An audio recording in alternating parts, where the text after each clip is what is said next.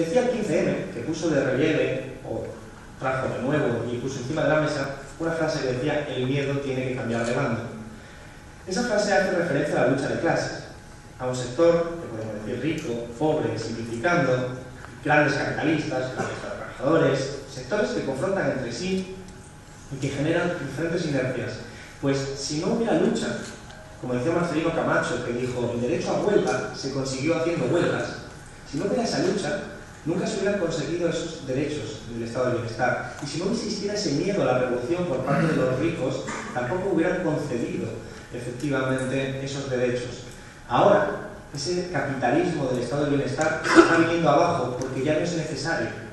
El pacto capital-trabajo que hemos conocido muchos, y que más aún nuestras generaciones anteriores, por el cual las grandes empresas pactan con los sindicatos, acuerdan una negociación de redistribución de rentas y de riqueza, ese ya no es absolutamente necesario, porque ha cambiado el modelo de crecimiento económico. En Europa está cambiando y estamos yendo hacia un nuevo modelo de sociedad donde ese pacto no es necesario.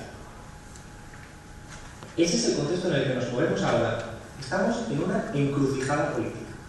Vivimos un momento histórico, porque una encrucijada que significa que ya nada va a ser como antes, absolutamente nada. Lo que pasa es que no está definido tampoco hacia dónde vamos. Vislumbramos en el horizonte un modelo que es el que nos plantea la Troika. Nos dice: el capitalismo de Europa está agotado, hay que reformarlo. Y hay que reformarlo para hacerlo más eficiente.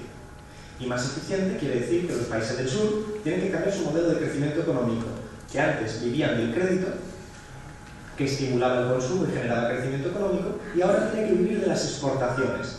De las exportaciones significa que un país tiene que vender productos que le compren en el extranjero, y eso genera actividad económica. Para que te compren a ti los productos y no a los extranjeros, algo tiene que haber diferencial. Y fundamentalmente lo que le diferencia es el precio. Te voy a poner un ejemplo.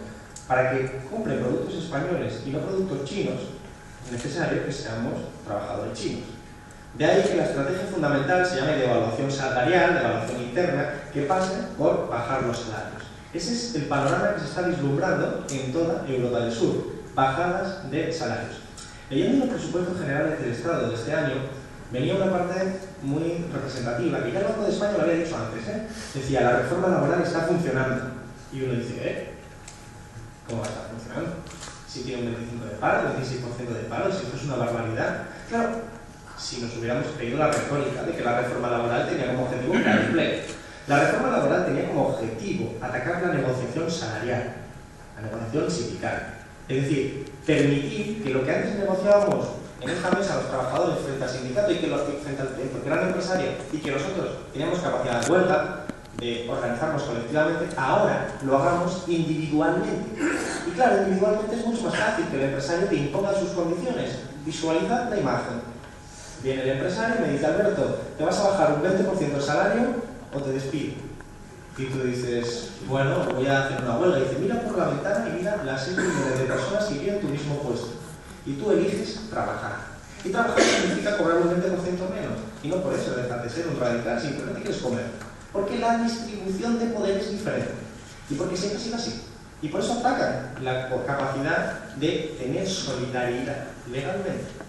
Y claro, tú bajas el 20% del salario, el siguiente trabajador el 20% del salario, todos los trabajadores el 20% del salario, y al cabo de un tiempo los salarios se han hundido, y aquí nadie se ha dado cuenta de que esto ha sido muy rápido y la reforma laboral efectivamente ha funcionado. Pues sí, la reforma laboral está funcionando, los salarios se están hundiendo. El modelo de sociedad está definido.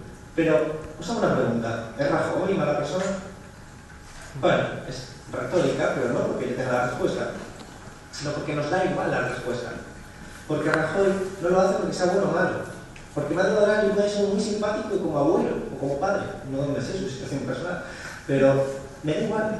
La cuestión es que toman decisiones racionales que obedecen a una estrategia, que obedecen a un objetivo.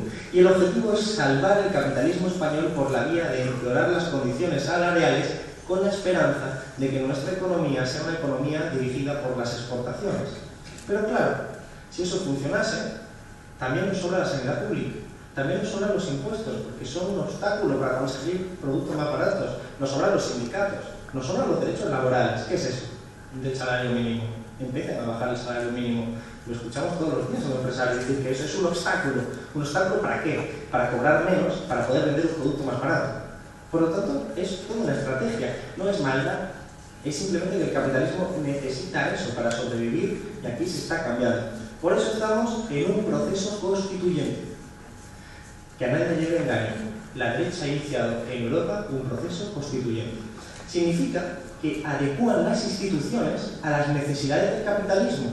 Porque modificar la reforma laboral es hacer un proceso constituyente. Porque modificar la Constitución del artículo 135, como hicieron el Partido Socialista y el Partido Popular, es modificar las instituciones, es decir, cambiar todo el ámbito jurídico para que la legalidad se adapte a las necesidades del capitalismo, necesidades que tienen que ver con bajar los salarios, con deprimir la capacidad social.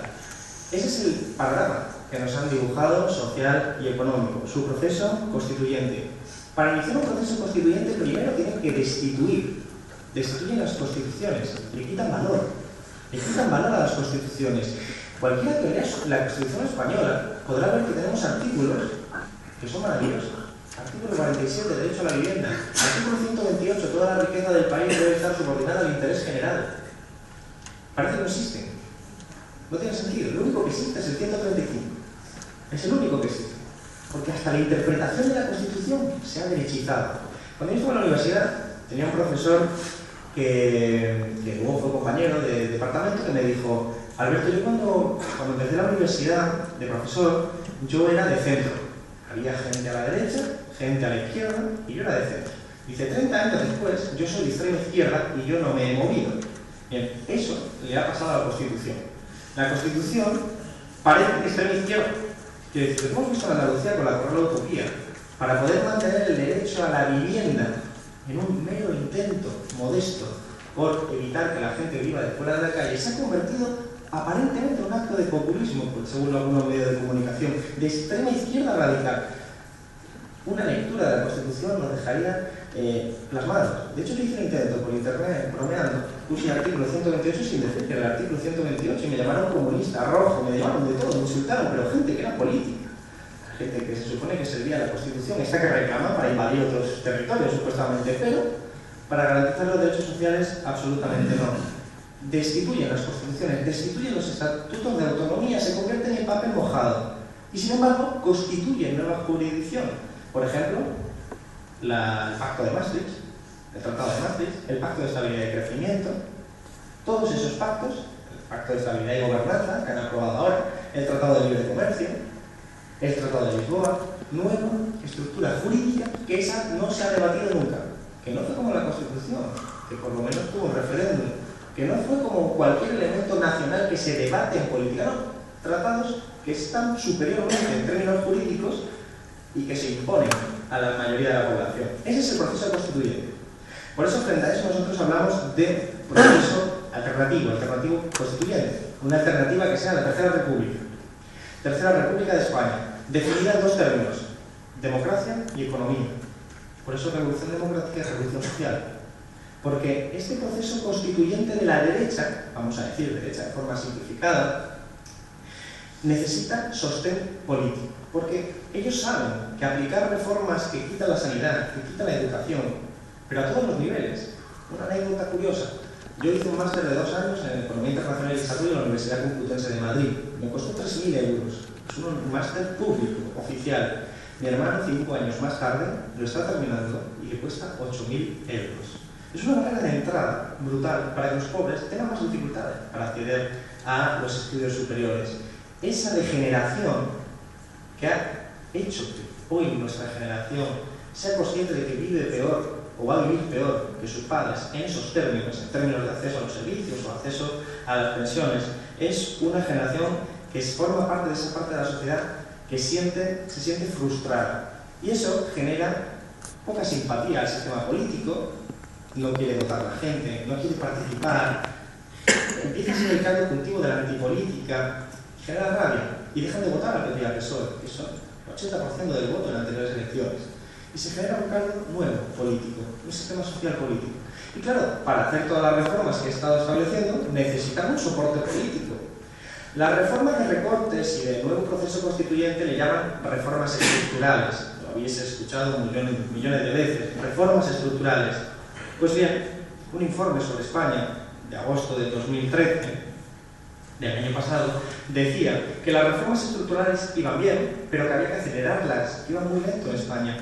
Pero advertía dos riesgos y decía literalmente lo siguiente: la situación política parece estable, pero la tensión social podría comprometer el esfuerzo de reforma. El gobierno tiene una amplia mayoría, no habrá elecciones generales hasta finales de 2015 y solo se ha enfrentado a disturbios sociales limitados. Ese es el primer riesgo, los disturbios sociales que para entonces en este informe parecen limitados. Segundo riesgo, el contexto económico ha reducido la popularidad de los dos principales partidos, lo que podría hacer que el apoyo público a nuevas y difíciles reformas fuera más complicado. Segundo riesgo es que los dos principales partidos estaban perdiendo capacidad y son ellos los que pueden sostener el esfuerzo de reforma, es decir, ese esfuerzo de proceso constituyente.